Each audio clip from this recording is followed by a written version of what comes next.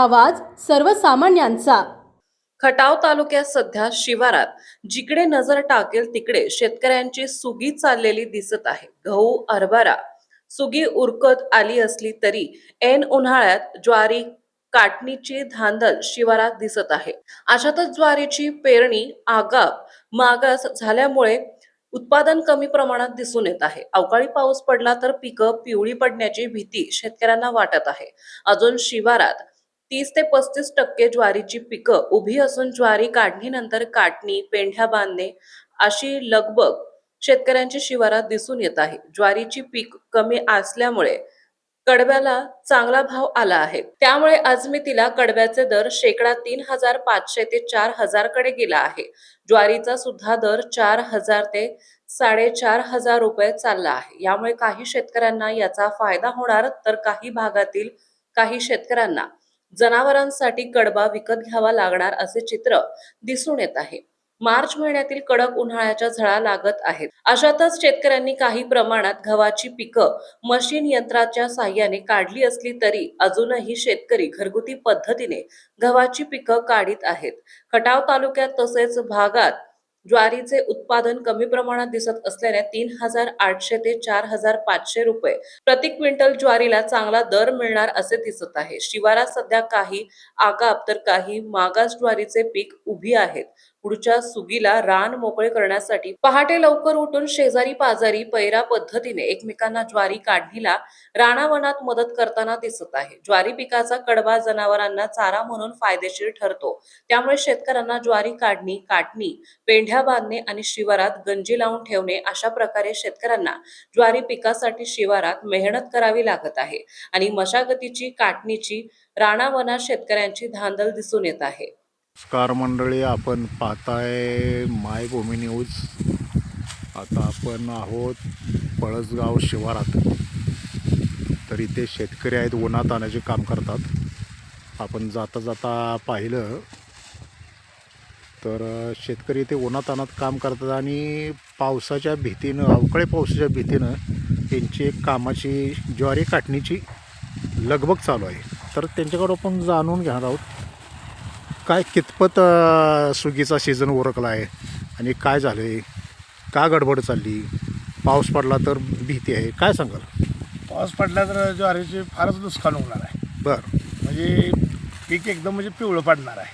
बरं. आणि 40% लोकांचं राहिलेलं आहे, 60% लोकांचं झालेलं आहे. अच्छा. आणि त्याच्यामुळं लोकांचं काढणे करून लगेच 2 दिवसात वाळत न देता काढण्याला सुरुवात केलेली आहे. बरं. पाऊस जरी आला तर कणस जरी निदान सुरक्षित राहावेत झाकून. म्हणजे तुमचं म्हणणं आहे की पाऊस जरी आला तरी आपलं काटणी लवकर उरकून कणस झाकून शाबूत ठेवली राहतील असं तुमचं म्हणणं आहे.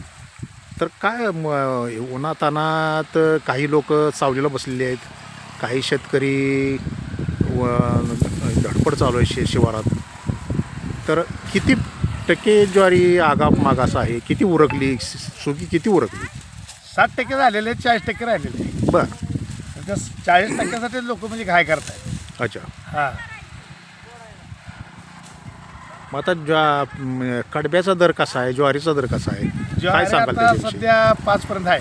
4 पासून पुढे 5 पर्यंत म्हणजे माल बघून. हां. बरं. आणि ज्वारी बी 3 कडब्याचा दर 3च्या पुढं आहे, 3,000च्या पुढं आहे. कडब्यात सुद्धा जर 3,000च्या पुढे आहे. अच्छा. हां.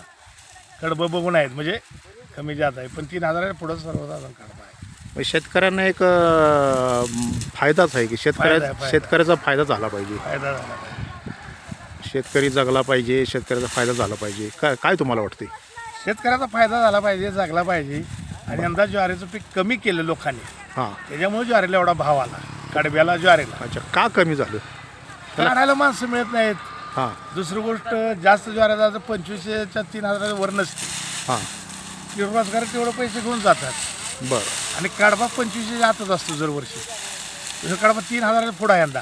बरं. तुम्हाला असं वाटतंय का ऊस लागवडीचं प्रमाण वाढलेलं आहे? हो, ऊस लागवड वाढलेलं आहे. मग तुम्ही आता म्हणला ज्वारीचं प्रमाण कमी आहे, पण त्याला एक कारण काय असेल?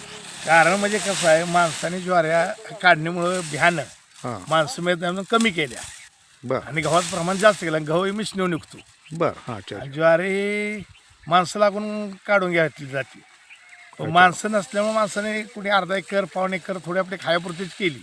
अच्छा अच्छा आणि ज्वारीचं पीक कमी असल्यामुळे यंदा भाव जास्त आहे. ऊसाचं क्षेत्र शेतकऱ्यात ऊस लागवडी क्षेत्र वाढवण्याकडे जास्त कल आहे त्यांचा. घ्यायला आहे पण अजून पाटाला बरोबर पाणी येत नाही ना. हां त्याच्यामुळं यंदा माणसाने भरपूर म्हणजे ऊस जवळजवळ 20% जास्त वाढवलेले आहेत अच्छा. पहिल्यापेक्षा. पण आता पाण्याच्या ह्याच्यावर आहे. आपल्या भागात कारखाने भागाभागात जवळपास कारखाने झाल्यामुळं ऊस लागवडीकडे शेतकऱ्यांचा कल दिसून येते जास्त आहे. आता तुम्ही म्हणताय ज्वारीचं प्रमाण कमी आहे, पण कारण त्याला हे बी असू शकतं की ऊस लागवड वाढली. काय तुम्हाला ऊस म्हणायचं? पण ऊसाचं कसं आहे, मिसनी मिळतात ना ऊस काढायला. हां परत टोळे बी येतात. बरं पण ज्वारीच्या प्रमाणाला असे लोक थांबत नाही ना टोळ्या बिळ्या. ऊसाला कसं आहे, मिशन बी जमतंय ना टोळी नाही जमतंय. अच्छा हां. अच्छा अच्छा. तर तुमचं नाव सांगा. रामदास तुकाराम फडतरे.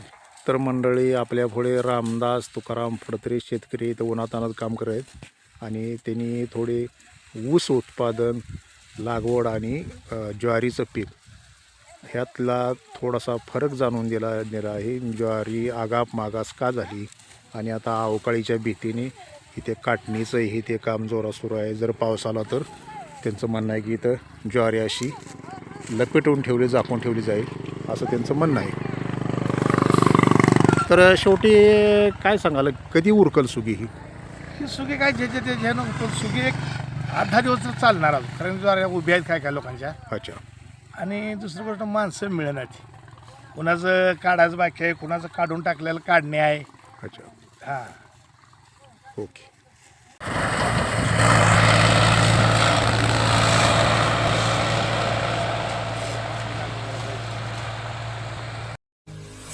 आपल्या परिसरातील महत्त्वाच्या बातम्या पाहण्यासाठी मायभूमी न्यूज चॅनलला यूट्यूबवर सबस्क्राईब करा आणि बेल आयकॉन प्रेस करा.